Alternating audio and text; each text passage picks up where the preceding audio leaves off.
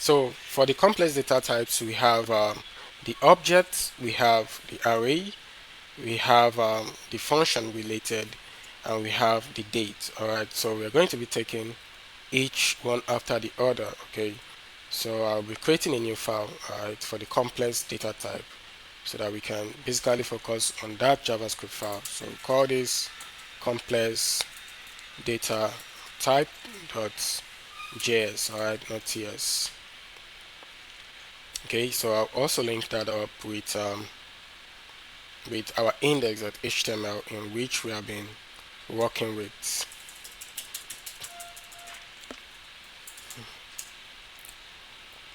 Okay, so we will be starting with the object. Right, so let's see how the object data type works, and where we can also some of the object methods and how we can use objects to organize data. So add a comment. Alright, so this will be complex data type. Alright, starting with what? Objects. So JavaScript objects are collections of key value pairs. Alright, they are fundamental data structures in JavaScript. They are used to store and organize related data. Alright, so just think of them as real world objects, alright, like cars, alright, which has like properties. Okay, so a car can have a property like a color, a make, a model, alright, and it can also have actions, right, like stop and start. Alright, so in JavaScript, these properties are the keys.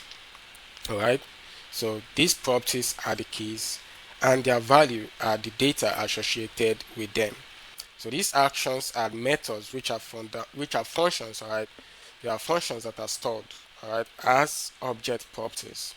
So there are several ways to create objects in JavaScript. Okay, so we can use the object literal method, alright, to create um, objects. Alright, so we can, which is the use of object literal syntax with curly braces. Alright, so let's just call up an object. Alright, so we can say we have an object of car. Okay, and we have a curly braces. Okay, so that's how to create objects literals. Okay, and we have our key and value. So our value can be any type of data. Okay, you can give it a data type of string, a data type of number, a data type of object as well. Alright, so let's just take a look at that. So we have under as value, so each key value pair should have comma separating them. Alright, so we also have the model, which is we can add this as civic. Then we also have the color. Alright, so let's make this white. Okay, so in this particular example, the make, model, and color, alright, they are the keys. Alright, so or you can also call them properties. Okay, so you can refer to them as properties. So if you're not using the keyword keys, you can make use of what's property.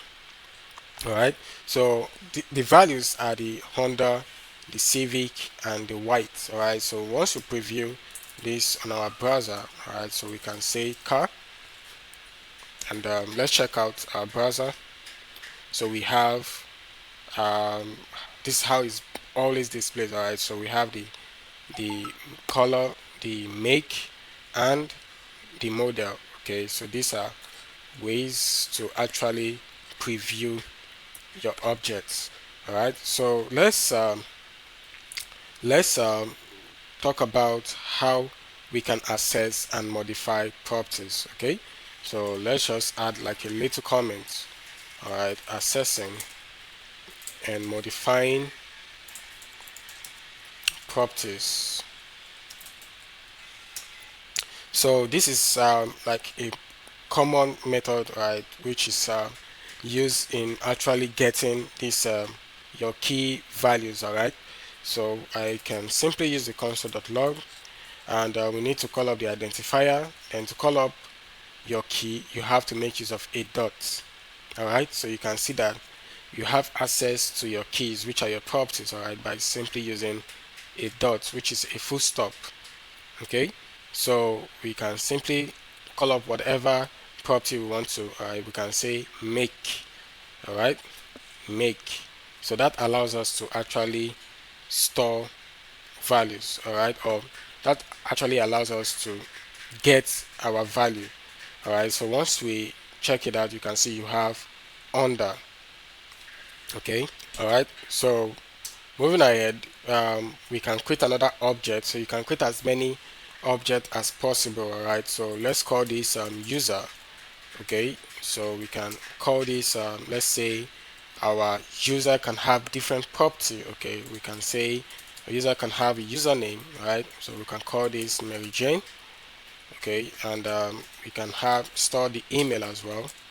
So we can say Mary at gmail.com. Then we can add password. All right, password, we can give it any password. All right, so let's just give it some default password. And definitely when you console.log this, all right, user, you also have same results. Okay, now you can also call up the individual data, right, in your object. All right, for example, I can decide to call up my username. All right, so we can call up the username just this way. Okay, now how do we modify properties? How do we modify properties? So let's say we want to change this username from Mary Jane to some other um, username. All right, so we can call up the user dot username and assign it a new value. All right, so I can make this John Doe. Okay,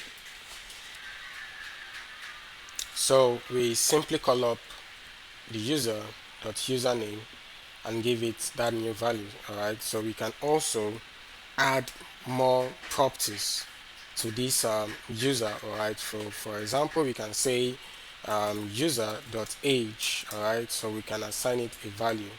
All right, so we can add new properties, we can modify existing properties. So once you console.log this user, you should have your modified value and your new properties as well. All right, so you have the username, all right, which is John Doe. You have the age 30 being added.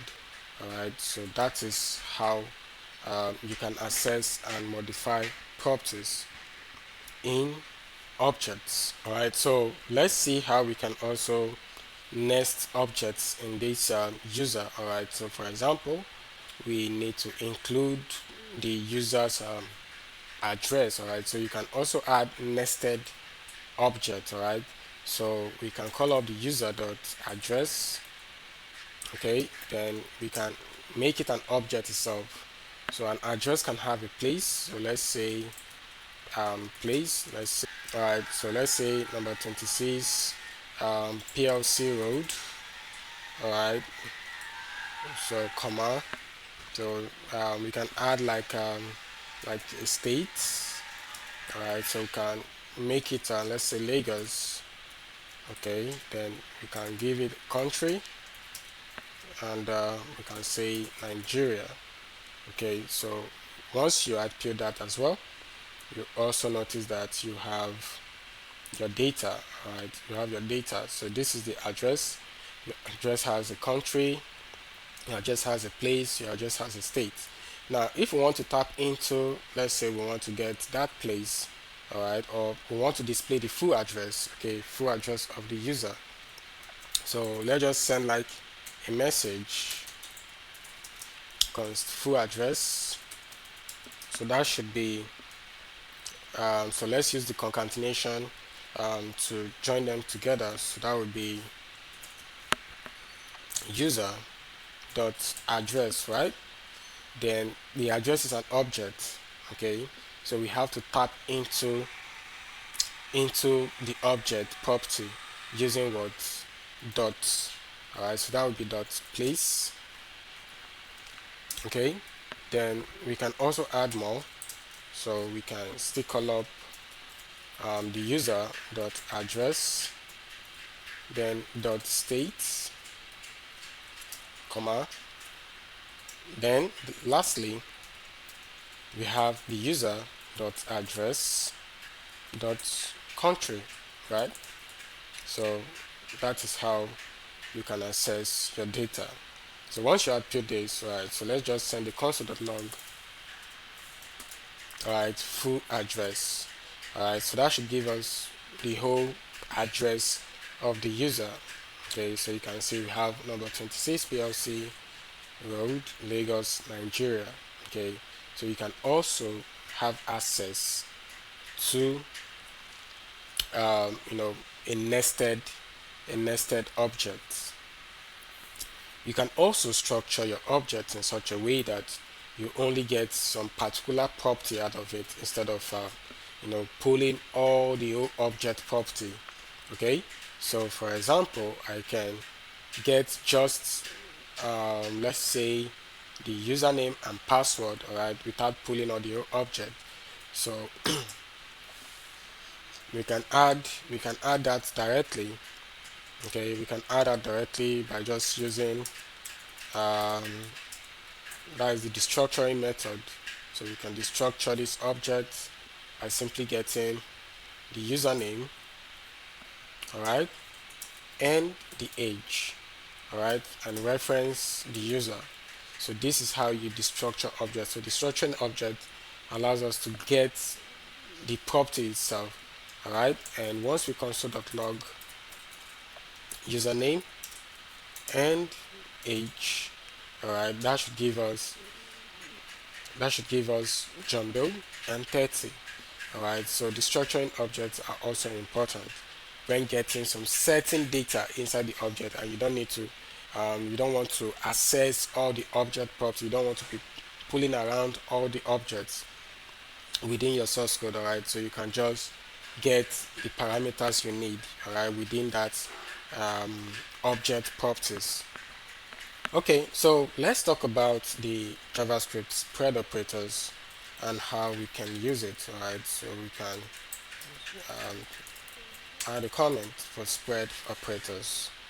So spread operators is one of the most versatile tool added in JavaScript ESs. Alright, so just think of it as like unboxing, alright, or unpacking a collection of data.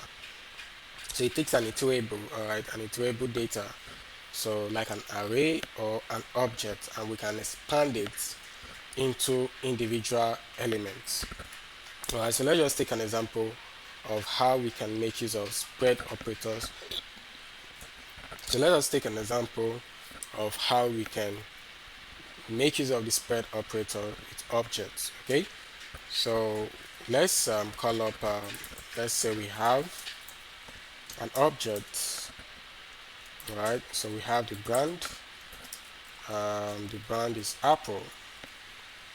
Alright, we have the model, alright, so the Apple Air, and we have the RAM of 8 gigabytes. Okay, so we can simply call up, let's say a Pro laptop. Yeah, our Apple actually fits into that category. Alright, so we can actually call up all that property, alright, all that property inside this laptop and move it into this Pro laptop. Alright, so instead of mutating an original object, you can create a new one and override specific keys. Alright, so that's how it works. So we can simply call up that laptop object by using what, 3 dots, alright, 1 2 3, then we call up that laptop. Okay, so right now we have copied all that existing property. Alright, so we've copied that all existing property. Now we have unpacked it. Alright, we have unpacked it into the Pro laptop. Alright, so we can keep adding more properties into the Pro laptop. So we can say model Pro. Alright, so this model Pro will overwrite the previous model in that laptop property.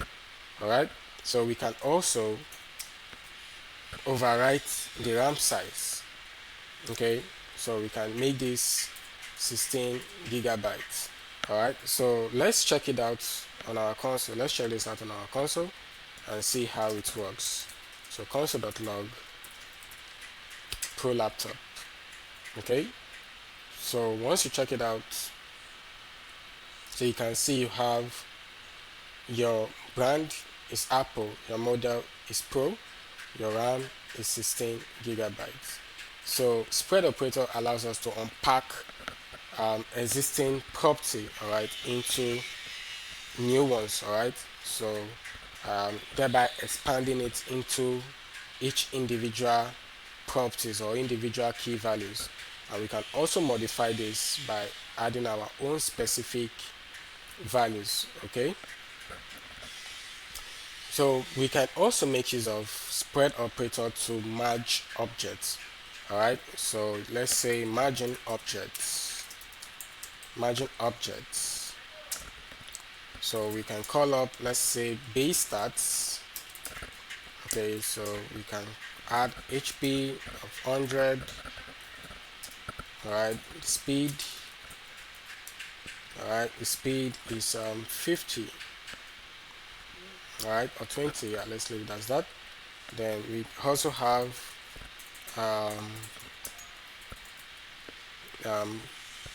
let's say hero. Let's make that hero. Oh yeah, let's say power ups. All right, and we're going for power ups. All right, then we call up the speed 75 and the attack. All right, which is 20. Okay, yeah, since the speed, let's make the attack 10. All right, so using spread operator, we can actually combine our objects. All right, so that means we're taking this property of base stats, all right, and we are combining it with what the power ups. All right, so the results should be a combination of this. All right, so console.log hero. All right, let's see what we have on our console. Okay, so once you check that out, you can see you have what HP 100, speed 75, attack 10. All right, so the speed from power ups won because it came last. All right, so you can see that the speed from the power up actually came last, so it will actually override the speed from the base stats. Okay, so that's how your spread operator works. All right, so just try to play around with all of this. All right, so you can create more examples for yourself to really and fully understand how the complex data works. All right, so let's move on to the arrays and also see how these arrays can be used alongside objects.